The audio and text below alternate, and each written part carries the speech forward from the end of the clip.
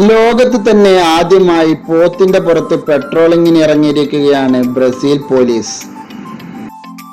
ഇത്തരത്തിൽ വളഞ്ഞു കയറിയ കൂറ്റൻ കൊമ്പുകളുള്ള പോത്തുകളെ പെട്രോളിങ്ങിനായി ഉപയോഗിക്കുന്നത് ബ്രസീലിലെ മറാജോ ദ്വീപിലെ പോലീസാണ്. മറാജോയുടെ തലസ്ഥാനമായ സൗരയിലെ പോലീസ് ഉദ്യോഗസ്ഥർ വർഷങ്ങളായി ദ്വീപിൽ പെട്രോളിംഗ് നടത്താൻ എരുമകളെയും പോത്തുകളെയും ഉപയോഗിക്കുന്നുവെന്ന് റിപ്പോർട്ടുകൾ പറയുന്നു.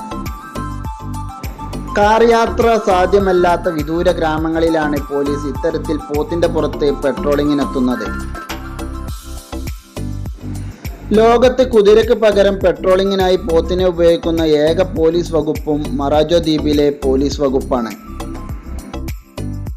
ദ്വീപിലെ ചതുപ്പ് നിറഞ്ഞ വിദൂര പ്രദേശങ്ങളിലേക്ക് പോകാൻ ഏറ്റവും ലളിതമായ മാർഗം പോത്തുകളാണെന്ന് പോലീസും തിരിച്ചറിഞ്ഞു. പിന്നാലെ ബ്രസീൽ 8ാം ബറ്റാലിയന്റെ ഭാഗമായി പോത്തുകളും മാറി. 1990കളിലാണ് ആദ്യ ബഫല്ലോ യൂണിറ്റ് പോലീസ് ആരംഭിക്കുന്നത്.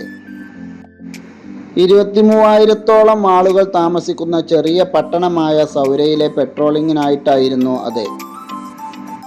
ചതുപ്പിലെ ചെളികളിലൂടെയുള്ള സഞ്ചാരത്തിന് ഇവ കുതിരകളെക്കാൾ മികച്ചതാണെന്ന് പോലീസ് പറയുന്നു. നിലവിൽ മറാജോ ദ്വീപിൽ മനുഷ്യരെക്കാൾ കൂടുതൽ എരുമകളും പോത്തുകളും ഉണ്ടെന്ന് കണക്കുകൾ പറയുന്നു. ഇന്ന് ഈ ദ്വീപിന്റെ സമ്പദ് വ്യവസ്ഥയിൽ ഇവ വലിയൊരു സ്ഥാനം വഹിക്കുന്നു. പാൽ ഉൽപ്പന്നങ്ങളെ, മാംസം, സാധനങ്ങൾ കൊണ്ടുപോകൽ തുടങ്ങി ദൈനംദിന ജീവിതത്തിൽ ദ്വീപ് നിവാസികളെ ഇവ ഏറെ സ്വാധീനിച്ചു. അങ്ങനെ പതുക്കെ ആഘോഷങ്ങൾക്കും ഇവയെ ഉപയോഗിച്ചു തുടങ്ങി. ഈ പോത്തുകൾക്ക് കിഴക്കിന്റെ ജീവനുള്ള ട്രാക്ടർ എന്ന വിളിപ്പേരും സ്വന്തമായി. ജനജീവിതത്തെ ഇത്രയേറെ സ്വാധീനിച്ച പോത്തുകളെ പോലീസും ഉപയോഗിക്കാൻ തീരുമാനമെടുത്തു. മറാജോയിലെ കടുത്ത ചൂട് ഇവയ്ക്ക് പ്രശ്നമല്ല. ഇന്ന് ബ്രസീൽ 8ാം ബറ്റാലിയൻ ബഫല്ലോ സോൾജേഴ്സ് എന്നും അറിയപ്പെടുന്നു.